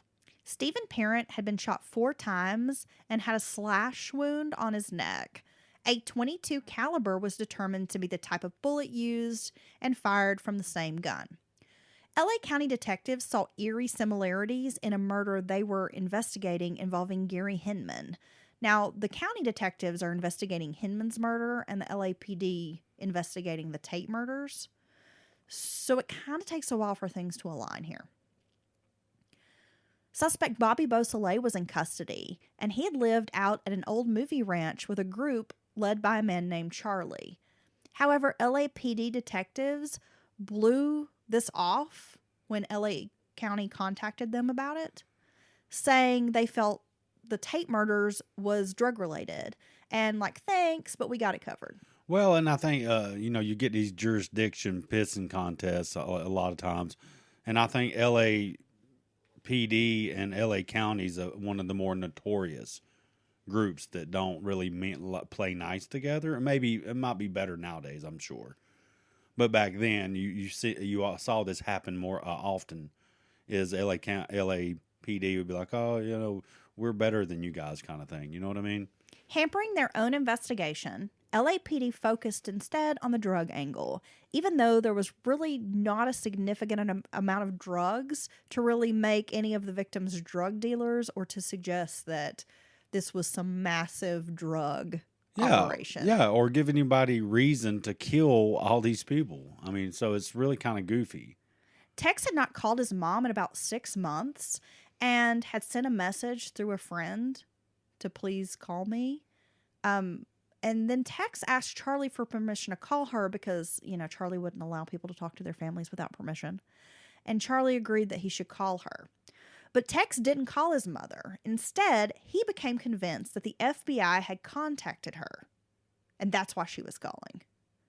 And so he tells Charlie he had spoken to his mom and that she had talked to the FBI, which stunned Charlie. So Tex just makes up this story because of his own paranoid delusions or whatever. Right. And then Charlie's freaking out like, oh my gosh, are they really after us? They're just so stupid. Instead of killing anyone else, Charlie told the group, we got to focus on moving to Barker Ranch at this point.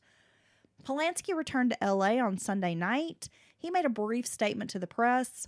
LAPD asked him to take a lie detector test, which he passed, and he was not considered a suspect.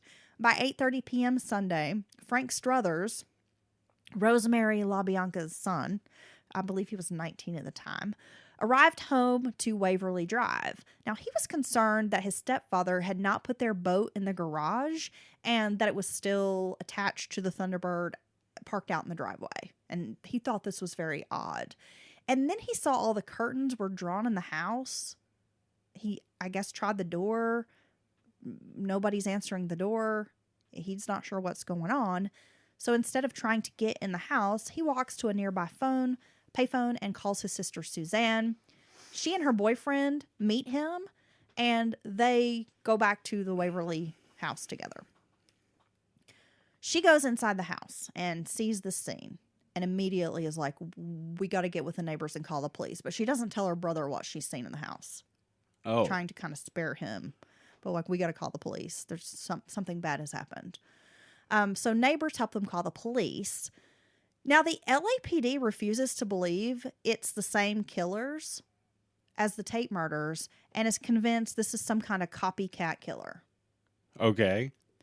Fear spread through Los Angeles. People, especially the wealthy, rushed to buy handguns and guard dogs. There were reports that dogs that might normally sell for like $200 are going for like $1,200. Wow. After this. Yeah. And people are like gripped with fear. Regular folks looked at the LaBianca murders and thought, that could happen to me. Because you've got this, you know, these aren't like super wealthy people. These are so like it's working. Yeah. It's scaring all the groups. So instead of it just being the rich celebrities that are afraid, now you got like working people, you know, scared to death. Everybody was in a panic and nobody felt safe. Charlie's plan had failed. He didn't think of how divided a city like LA was. See, in neighborhoods like the Cielo Drive area and Los Feliz, people would have noticed armed black militants, like a group of armed black militants, like Black Panthers, driving around in the neighborhood, and they would have contacted police. Right? Yeah. That kind of stand out, right? Yeah. Because it was more segregated. So, of course, police were not making a Black Panthers connection to any of these crimes. All the scheming to launch a race war, and Charlie's just a fucking idiot, basically, is what it boils down to. To keep Beausoleil quiet, Charlie had Linda go to jail, but she didn't have an ID to get in, so she can't go talk to him. Sandy Good and Mary Bruner, remember they were locked up on those stolen credit card charges. They're finally released. Charlie sent Diane Lake, Stephanie Schramm, and Tex to the Barker Ranch area. Charlie began bragging to a member of the biker gang, the Straight Satans, about the 5 murders he committed. Ah. Danny DiCarlo, the treasurer who had been kicking it at Spawn Ranch with the family, felt that Charlie wouldn't let him leave. And this made the other bikers mad because by this point, he's just like, I need to get the fuck out of here. Like, they're talking about murder. Charlie's crazy. Like, this isn't working for me. So he's like, I really need to get out of here. But he tells his biker buddies, like, I don't think he'll let me leave. And now he's talking about murder and I think he'll track me down. And so his biker buddies began planning to take over Spawn and like break their buddy out of Spawn Ranch. Oh my God, free dude. him. This is like a movie. Dude, it gets crazy. I mean, it's like Marlon Brando rides This is into like town stuff with his I did biker. not know about. Linda, she ends up escaping. Now, at this point, Charlie's got people standing guard and on lookout, but somehow she manages to escape to New Mexico in a car that she steals from the ranch. But she does leave behind her daughter, Tanya, who's like a toddler at this point. But she's like, well, I just had to get out of there. I didn't think they would hurt my daughter because they were great to kids. Okay. Yeah. She told her husband, Bob, everything at this point. So she's out telling about the murders. Charlie's bragging about the murders. Everybody's talking. I mean, these people are fucking morons. On August 15th, the Straight Satans storm Spawn Ranch, intending to take DiCarlo and kick Charlie's ass. But he had outmaneuvered them, saying he had riflemen on the building's roofs who would shoot them. So they're like, what the fuck, man? Outmaneuvered by this scrawny little guy? How did he do that? Yeah. For months, there had been rumblings about illegal activities at Spawn Ranch, particularly stolen cars and drugs. At daybreak on August 16th, a raid on Spawn Ranch took place, lasting for hours. All the vehicles tagged by law enforcement, many of them were stolen. So they are able to conclude that, yes, the rumblings about the car theft, auto ring, whatever is true. And 26 family members are taken into custody, including Charlie. And he's charged with auto theft, much to his relief, because at least it's just auto theft. Oh my God! They actually have him and many of the other members in custody. Yes. Polanski, by this point, has offered $25,000 as a reward for any information about his wife's murder. There's an article about the Tate murders, the LaBianca murders, and an auto ring theft that were unwittingly placed together on the same page in the LA Times. No doubt. Yes. Soon the charges against Charlie and the family are dropped. Everyone was allowed to return to Spawn except the children who remained in foster care because of the conditions at the ranch. Linda told a man named Joe Sage, a Zen monk, about the murders, hoping that he could help get her daughter back. So they're all telling people. I mean, Linda's told her ex-husband guy. She's told this monk. Charlie's telling a bunch of bikers who don't like him that he is responsible for 5 murders. You know, Susan Atkins can't wait to brag about what she's done. I mean, they're just stupid. So after the raid, the family began rebuffing DeCarlo. Paranoid, Charlie set his sights on her because they sort of believed that the bikers had set them up in this auto raid. Charlie sets his sights on a ranch hand named Shorty Shea, who had wanted them to leave. So he thinks that the Straight Satans or perhaps Shorty Shea had contacted law enforcement. So Charlie became convinced that Shorty Shea had turned them in to police and incited this raid. All the dune buggies that they needed for Barker Ranch had been seized. On August 25th, Shorty Shea got into a car with Bruce Davis, Charlie, and Clem. It was believed that the men had killed Shea with bayonets, dismembered him, and buried him around the ranch. He was never seen again. Oh my God. After getting into the car. I've never heard of that guy. Bruce Davis and Gypsy drove to Canoga Park with the murdered man's car loaded with a few of his possessions and abandoned it. When asked by the other ranch hands if Charlie had seen Shorty Shea, he offered up a story that the man had gone to San Francisco because Charlie had told him about a job there. The first week of September, the family had stolen a few more cars. Everyone loaded up and headed to Barker Ranch. It took nearly a week to move their supplies and everyone to the desert. Now, he did leave behind a few women back at Spawn in case cops showed up. And also so they could have a connection to LA and still be able to panhandle and go grab supplies when needed, that kind of thing. Some of the overflow family members went to Myers Ranch, unbeknownst to the owner, Kathy Gillies' grandmother. So they don't have room for everybody at Barker Ranch. So they're kind of dividing between the two ranches out in the middle of the fucking desert, Death Valley. They immediately started planning for attack because Helter Skelter is coming. Oh, it's coming, man. They got to dig a bottomless pit. They have to find the bottomless pit that's going to save them. I mean, it's just fucking insane. What? Yeah, Charlie's convinced that there's this bottomless pit that they have to find. Okay. How's that going to improve your situation? It's a pit with no bottom. Like you fall forever into it, right? It's like a nightmare hole. Yeah. It's a party hole thing, Dylan. You wouldn't understand. Come on down. It's a party hole. They immediately start planning for this attack. They're building the bunkers, like into hillsides. They're digging pits for weapons, like a weapons cache. He convinced the family he would kill anyone who betrayed him. A ranch hand named Juan Flynn followed Charlie to Barker Ranch, not because he believed in the family's mission, but only so he could learn what had happened to his friend Shorty Shea. And sure enough, Charlie spoke about murdering Shorty Shea. And so this guy's like, I knew it. Fuck Charlie. I mean, he just couldn't help himself. He just wants to talk, and they're all fucking stupid. And some of the other members begin hearing pieces of gossip about the murders and that there have been multiple murders and that these other family members and Charlie have committed murder. And they start to freak out a little bit and growing unnerved. They want to leave, but they didn't have a way to do so because by now they're out in the middle of the desert. Yeah, they're literally stranded. They don't have a way to escape. Plus, they are afraid Charlie would find them. On the same day the family left for Barker, a 10-year-old boy found a gun lying in the back of his family's home in Beverly Glen. They called the LAPD about it. It had a .22 caliber. It was a high standard Longhorn with a missing right hand grip, and the barrel was bent. There were 7 empty shell casings and 2 live rounds in the 9-cartridge chamber. They marked it as evidence, like found evidence, but didn't do anything else with it, despite the fact that there's this murder investigation. High profile murder investigation with a .22 caliber weapon. And surely they found the other piece of the gun, the hilt, the grip. They did at the crime scene. Murder scene. Yep. So what the fuck, dude? You just found a gun missing a piece that matches perfectly. It's the caliber. The barrel's bent, probably from beating the shit out of that poor guy with it.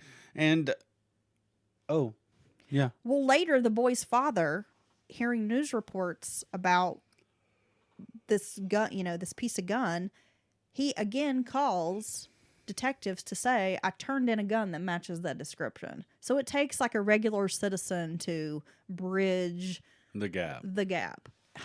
I mean, yeah, I don't know, man. LAPD has done this time and again over the years of just like thinking they know everything and thinking and just not doing a very good job on investigation. Well, despite having interviewed nearly 300 people, LAPD still had no suspects for the Tate murders. When supplies ran short, Charlie went to LA to hit up his old friends for money.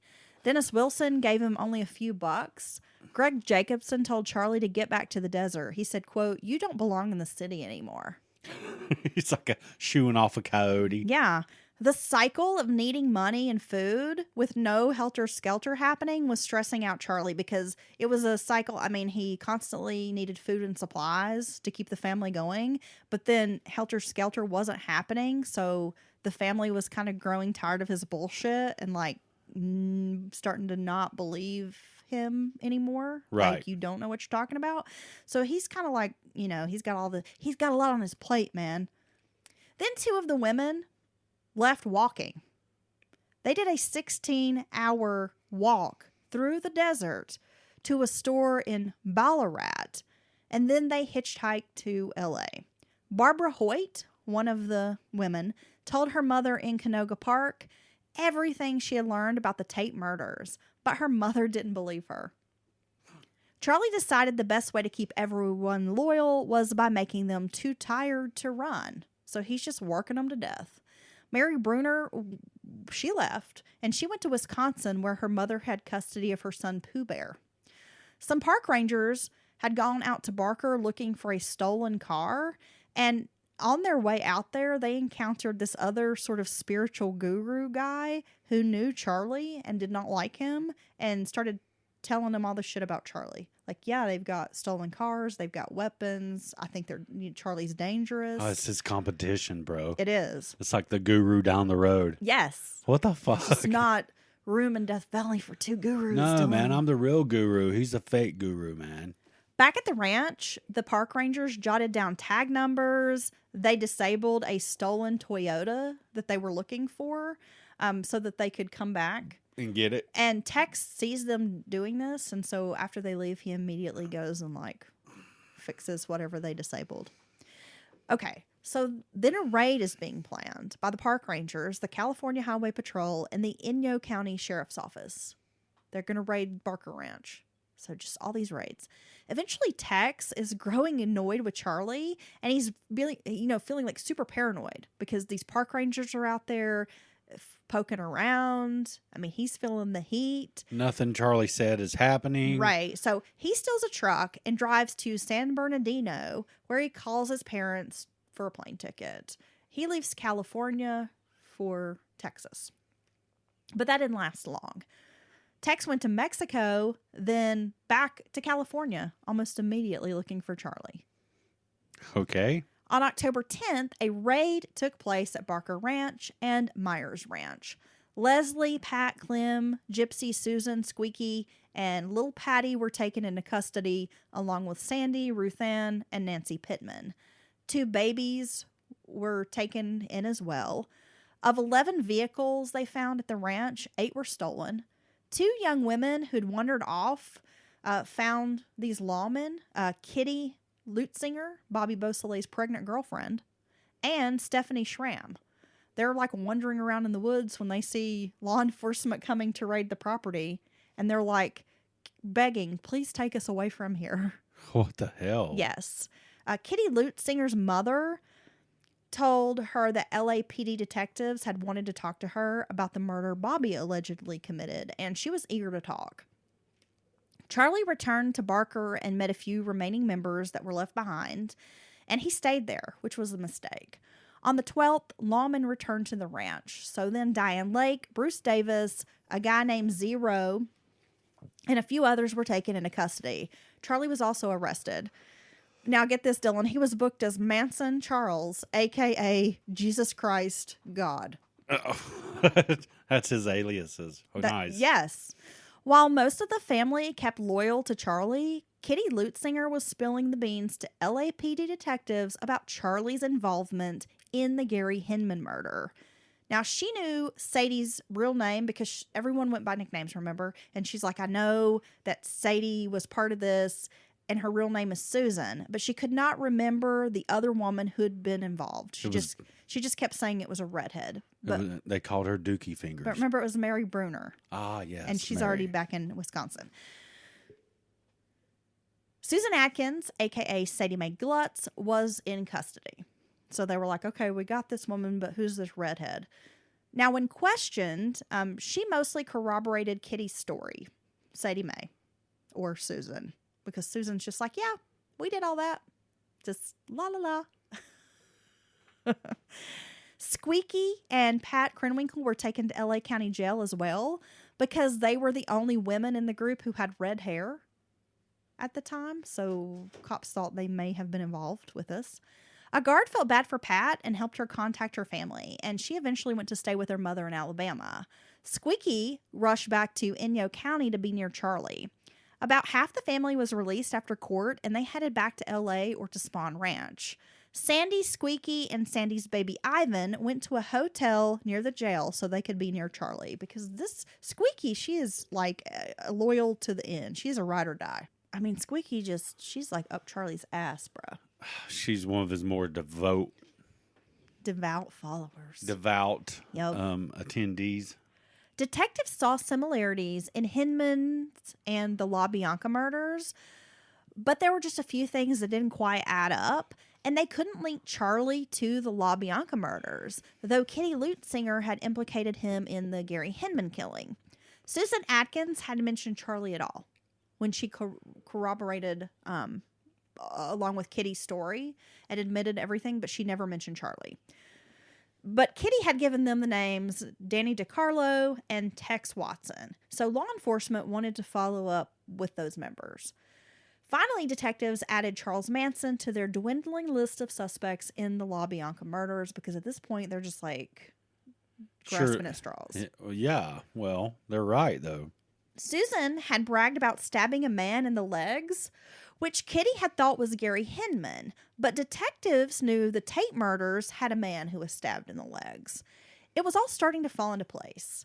Tex learned of Charlie's arrest and the raid on Barker, and like a little bitch, he calls his parents again for airfare. If I was his parents, I'd be like, motherfucker, I ain't buying you a plane ticket. No, I done flew your punk ass back out here, and then you went right back out to that dumb shit. I'm going to guess his parents don't agree with this whole hippie subculture, drugs, No, the minute bullshit. he got back to Texas, they made him cut his hair. Right. That was like the first thing they did when they picked him up at the airport. Took him to the barbershop, made him get a haircut. And then they went and got him a job. Okay, so by now, Susan Atkins, she's in custody, and they've taken her to Sybil Brand, which is like, I guess, the kind of famous women's jail in L.A. And she's telling other inmates about the murders, giving them all the details. Not only did she brag about Gary Hinman, but also that she was there when Sharon Tate was murdered. She participated. She yammers on about the LaBianca murders, about Terry Melcher, the failed record deal. I mean, she just cannot shut up while she is in Sybil Brand. Damn. John Philip Halt, Zero was his nickname. Now, he was found dead in Venice with a gunshot wound to the head. Family members Bruce Davis, Kathy Gillies, they told law enforcement that Zero had been playing Russian roulette. And of course, the police don't want to take the time to like investigate this hippie freak's murder. So they're just like, okay, it was a suicide accident. Yup. I guess he lost this round. But Charlie had considered him the weakest link, and now conveniently he was out of the picture. Leslie Van Houten was questioned and didn't deny Susan Atkins was involved in Gary Hinman's murder. She said there were things that led her to believe the family might have been involved in the Tate murders, but said she knew nothing about the LaBianca killings. When Charlie was questioned, he denied any knowledge of the murders. Detectives noticed one thing about Charlie when they were interviewing him, though. His pants were tied with, they were described as leather thongs. Okay. So I'm assuming like some kind of leather string or something. And it was exactly the same kind of leather that had been used to tie Leno LaBianca's hands together. It's some kind of handmade leather strips of some type. Something like that. Detectives wanted to talk to the straight Satans, especially Danny DiCarlo, but couldn't locate him. Instead, they found Al Springer, another member, who was gladly willing to offer up information on Charles Manson. He told all about how Charlie had a sword and had claimed to knock on rich people's doors and then kill them. Charlie had also copped to shooting a black guy with a .22 buntline long barrel, and had bragged to the straight Satans about this. So Al Springer swore that Charlie had told him about knocking off 5 people days after the Tate murders. Then he asked if any of the detectives knew about anyone having their refrigerator written on. And no one had leaked this information about the helter-skelter, or the, what was it, Hilter-Skelter? Hilter. On the refrigerator door at the LaBianca house. Oh, wow. They were keeping that out of the public. Yes. So when Springer says, was there something written on a refrigerator door? They bragged about that. The cops take him very seriously because they're like, that is a piece of information we have not given to the press. Finally, the Tate and LaBianca investigators start working together. So after all of this, months of back and forth, they're finally getting on the same page. The 2 inmates who Susan Atkins had boasted about, I think both of them were like sex workers. They were best friends, by the way. Virginia and Ronnie, I believe were their names. Susan's told them everything. They wanted to call the cops. They were telling jail officials, like, we have information about these murders, the Tate murders, the LaBianca murders. And cops were like, well, the jail officials, well, we can't give you permission to make a phone call to law enforcement. And they're like, well, can you pass this on to somebody? Well, we will, but it could take a while. No, it doesn't. If you wanted to, you could pick the phone up right now, get a hold of one of the lead investigators on this case, and give them the fucking information. One of the women has a court hearing, and while she's being transported to the jail, they're at like a bus stop, and they're allowed to make a phone call, and she ends up like calling detectives and LAPD and like passing along this information. Now, eventually detectives do track down this woman, Ronnie Howard, and her friend Virginia, and they were able to spill the tea on Susan Atkins, and detectives believed her because of the few details that, again, had not been released to the public, like how Susan had lost her knife at the Tate house. Right? So these women telling everything they know. So it's like Susan Atkins, I mean, she's just being implicated right and left, right? Danny DiCarlo was finally interviewed, and at first he said he hadn't heard Charlie talk about the killings. But they asked him to come back for a second interview, and that's when he gave detectives the full rundown on everything he knew about the murders. He named Bobby Beausoleil, Susan Atkins, Mary Bruner. He talked about how Bruce Davis and Charlie had taken that guy Shorty Shea out and probably killed him, and that Charlie was the mastermind of the whole thing. That Charlie was the one who was the driving force behind all the murders. On November 14th, Bobby Beausoleil went on trial for Gary Hinman's murder, and Danny DiCarlo testified at the trial. By the 26th, it ended in a hung jury. Really? Yes. But he went back on trial in April of 1970 and was found guilty. He was sentenced to, I believe, the death penalty, but then that ended up being overturned, and yeah, we're not going to go into too much of that. So, okay. The investigation led to Greg Jacobson. Now, remember, he's the music producer who had worked a little bit with Charlie. and told him, you don't belong in the city anymore. Shoo, Coyote, get out of here. Now, he elaborates on Charlie's obsession with becoming a rock star and what the family was like. He pointed out that Charlie wasn't trying to kill Terry Melcher at CLO because he had known the man had moved out. Jacobson revealed the identity of Tex because at one point they had written down the name Charles Montgomery for Tex Watson, and he was like, no, his real name is Charles Watson. So now LA cops were able to locate Charles Tex Watson in Collin County, Texas. Dennis Wilson and Terry Melcher were not too keen on helping the LAPD with this investigation. Really? Yeah, they didn't want to be involved. Dennis Wilson felt like this could ruin the Beach Boys. Oh, they're worried about their own careers. They don't want to be tied to all this. Don't want to be publicly named a friend of Charles Manson. And Terry Melcher was concerned because he was like the golden boy of Columbia Records, and he also did not want to be tied to this. But Melcher did admit that Charlie had been in the car once when Dennis Wilson had dropped him off at his CLO drive home, but that Charlie had not come inside the house. But it did confirm that Charlie had been to CLO Drive and knew of that residence. Right. Had been there, had a connection to Well, it. let me be clear. I did not hang out with this man, and I have no doings with him. Yes. Which Terry didn't like him in the first place, correct? Right. Yeah. Tex was extradited to California from Texas. Finally, warrants were issued for Pat Krenwinkel and Linda Kasabian. Shorty Shay's murder was finally connected through Barbara Hoyt, the young woman who had told her mom all the details, and her mom hadn't believed her.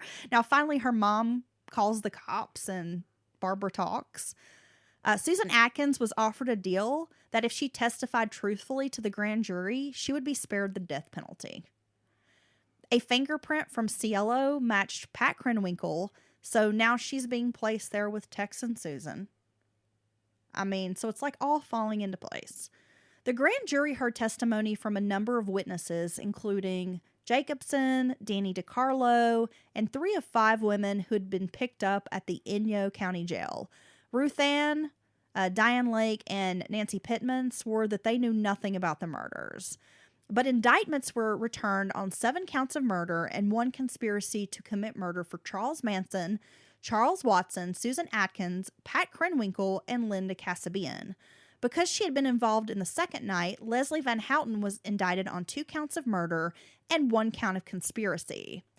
Mary Bruner ended up giving information about Shorty Shay's car and how they had taken it, dropped it off, all that. And they did find a palm print that belonged to Bruce Davis inside Shorty Shay's car. So it connected him to that man's murder. It's so much. Now, like I said, I'm not going to get too deep into the trial because that would need like probably a part 4, a part 5, and a part 6. No, we ain't doing all that. We can't do it. Because there's so many theatrics and insanity that go along with the trial. But here's what I got. Prosecutor Vincent Bugliosi was the LA County ADA who successfully prosecuted Charles Manson and members of his family. He wrote one of the most famous books about the trial called Helter Skelter, the true story of the Manson murders. Now, like I said, I did not use Helter Skelter as a resource for today's story because writer Tom O'Neill, who has a book called like CIA, like the 60s, the Manson, and CIA, MK Ultra, and it's all called that. Chaos. Is that what it's called? Chaos, but Yes. it has that undertitle. Yes, Whatever. yes. Okay. Apologies. Yes, this fucking book, dude. No, this book is like, whoa. Y'all have to read it. So Tom O'Neill uncovered documents later that show some of Bugliosi's key witnesses lied under oath. Stephen Kay, his co-prosecutor, had found notes written in Bugliosi's own handwriting that could overturn the verdicts against all of the family members, including Charles Manson. Right. It could what is it they call that? It could just make the sentence, the verdicts illegitimate, and you basically would have to have a new trial. Like a mistrial. A mistrial or whatever. Yeah. Mm-hmm. Now, It would vacate the verdict. Yes. Shit, I can't get it. I think it's like a vacate the sentence. Vince Bugliosi died in 2015 and had made Tom O'Neill like his number 1 enemy by this point. Yeah, basically, Tom O'Neill spent like 20 years researching. He basically sacrificed his life and career for this research, for this book, and there's a lot of stuff in there. I mean, it gets into hate, Ashbury, the Free Clinic, MK Ultra. I mean, we touched on some of that. There's some craziness, Dylan. Like, for example, before the LAPD was even contacted. Sorry, I dropped my headphones. How's that happen? I They don't just know. slipped off your big head? Trying to scratch my ear. Sorry, hold on. So weird. Okay. This has never happened before in 4 years. Oh my God. Put the headphones on your big ass head and let's wrap this up. Okay. So, like, for example, before the LAPD was even contacted about the murder, there was like an intelligence officer with the CIA who had called and let like Polanski's agent know that the murders had happened before the cops even knew. Now, how does that fucking happen? Oh, no, it just goes downhill from there. I mean, there's just so much in that. We have the system not liking the counterculture of the hippies and all that. It's just, I mean, it's just too much. You could literally do a 2-part series on just Tom's book. I mean, I've read like, I'm not going to say I've read the whole book. I've read a bulk and then I've skimmed over like a lot of it, but I really want to kind of dive into it, and maybe we can do a separate episode about for a further deep dive into the Chaos book. But again, it's called Chaos, Charles Manson, the CIA, and the Secret Histories of the 60s. Yeah, check it out. After you read this, you're going to be like, Helter Skelter, not the definitive Charles Manson book. No, and that was one of Tom's main things, is that basically Bugliosa or whatever's version was just bullshit. And he made some major mistakes in handling. He was told that, you basically, they would overturn all the verdicts if this information were to get out. Yes. So nearly every Manson member involved in the murders, including Charlie, were given a death sentence, but California commuted death sentences to life in prison in 1971. Leslie Van Houten was only 19 when she helped kill Rosemary LaBianca. Now, Leslie had been homecoming queen of her high school, bright, articulate.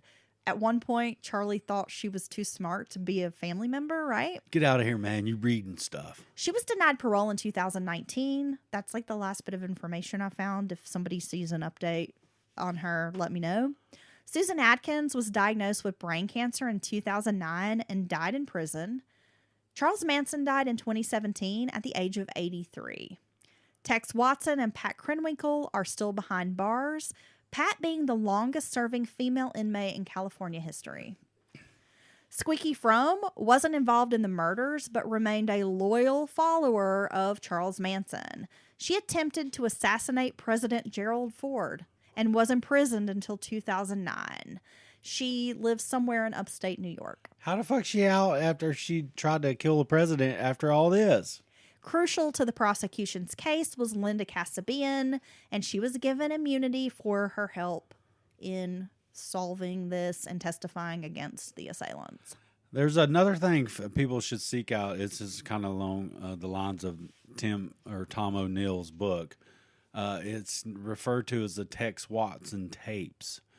It's some tapes, a lot of tapes, hours and hours, that were taken. I want to say it was a private investigator or someone back in Texas connected to his family. This stuff, or it was produced, or no, I'm sorry, it was his lawyer in Texas, I believe, that had all these tapes of what Tex said was really happened and how it went down. And it's pretty interesting stuff there. So yeah, you can look into that as well.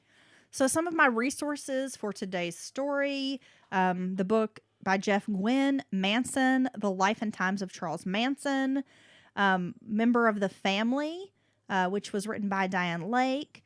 There is another book called Charles Manson Behind Bars, The Crazy Antics and Amazing Revelation of America's Icon of Evil. Wow. I watched multiple interviews with Manson. I read a little bit of Helter Skelter, but I kind of discounted a lot of what it said. There's a book called Charles Manson, the biography of the Helter Skelter murderer. I mean, I'm telling y'all, I I'm Mansoned out for a bit. Well, thank you for this series, Heather. But I would definitely recommend for all of y'all Manson folks who want more, you gotta read the Tom O'Neill book. Cannot express how much you need to read that book. I've enjoyed this. I've learned a lot. I know it's been long. Thank you for battling it out with me. Yeah, it's been a lot, but you're the ones really been in the trenches as usual. I've enjoyed it. I've learned a lot, and I guess it kind of makes sense why it's such a sensational true crime story. There's a lot of layers. There's just so many layers, so much stuff. It was a very interesting time in our national history, so it was just a lot. It really was, and it's unfortunate, and the randomness of that, all these events is terrifying. I could see why the entire region was scared, and who knows what really happened. And at the very least, this is the way I always look at it. If it wasn't orchestrated by the CIA or something like that, they let it happen, right? There's so many times Charlie should have been back in jail. You had Roger Smith going and arguing to judges on the behalf of some of the other family members, female family members. Oh, they're good people. They're good moms. Like, why is this PO / Rhodes Scholar or whatever fucking doing this? So it's just, at the very least, they let it happen. They always had plenty of great, pure LSD, which was strange. And this is how Charlie, if you took acid away from this situation, I think it could have changed the course of events. I mean, he's dosing these folks regularly. He's dosing them, and that's when he fucking fills their head full of that bullshit, his bullshit. So anyway, it's just unfortunate. It's crazy. It's crazy. And it was a huge moment in American history. It goes beyond just a mass murder. Well, I know I focused a lot on the murders and then leading up to the arrest, because that's what really has fascinated me about Manson. Most podcasts kind of and books and whatever, it sort of glosses over like those details. Right. But I was always like, how did they make the connection? Like, how did it all unfold? And so that's really what I wanted to focus on with this episode. And like I said, I skipped over the trial. Hope that doesn't disappoint some of y'all, but there's lots of information out there if you wanted to look up the details of the trial. I just didn't have it in me to produce another episode about the trial. You done good. Okay. Well, and this is like you said, I think Heather's going to throw us a little West Virginia bonus, because this is kind of overshadowed. I do have another West Virginia bonus for us. Our West Virginia time. I have an old timey story. So we're going to get into that, and we appreciate everyone, and we're going to wrap this up, and we love you. Yeah, we've got a little dog with his nose pressed up against like the floor, or like he's right at the door, and he's got his nose pressed up. He's like really low on the floor, and all you can see is like a little tiny nose under the door crack, and he's whining. So we have to tend to him. All right. We love you all. Have a great week. We'll be back.